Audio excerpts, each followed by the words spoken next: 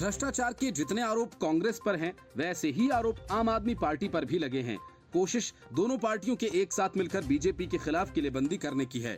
लेकिन पहले कांग्रेस में केजरीवाल के खिलाफ गुस्सा फूटा और अब आम आदमी पार्टी में इस बात को लेकर अलग अलग विचार आमने सामने आने लगे।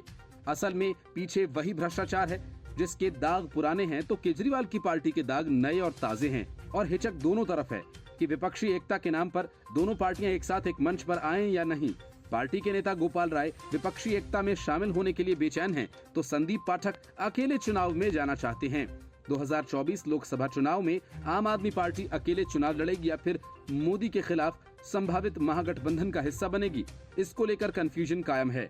हाल ही में जहां नीतीश कुमार से मुलाकात के बाद अरविंद केजरीवाल ने गठबंधन में शामिल होने के संकेत दिए थे, तो अब 2 दिन में 2 बड़े नेताओं के बयान ने सस्पेंस बढ़ा दिया है। एक दिन पहले ही केजरीवाल के मंत्री गोपाल राय ने कहा था कि अगले चुनाव में विपक्षी एकता बेहद जरूरी है।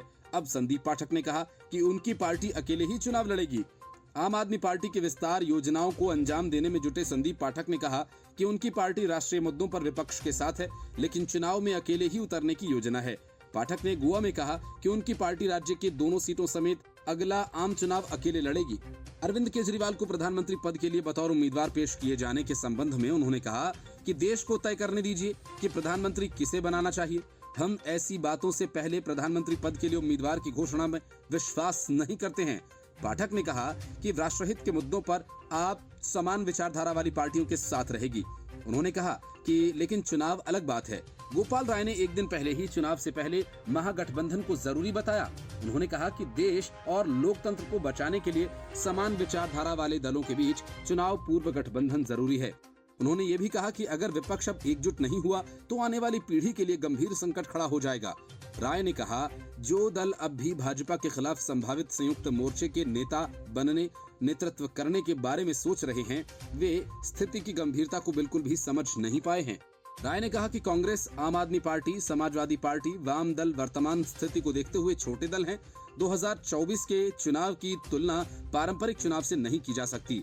ये पूरी तरह से अलग स्थिति है। ये समान विचारधारा वाले दलों को चुनाव पूर्व गठबंधन देश के लिए जरूरी बन गया है।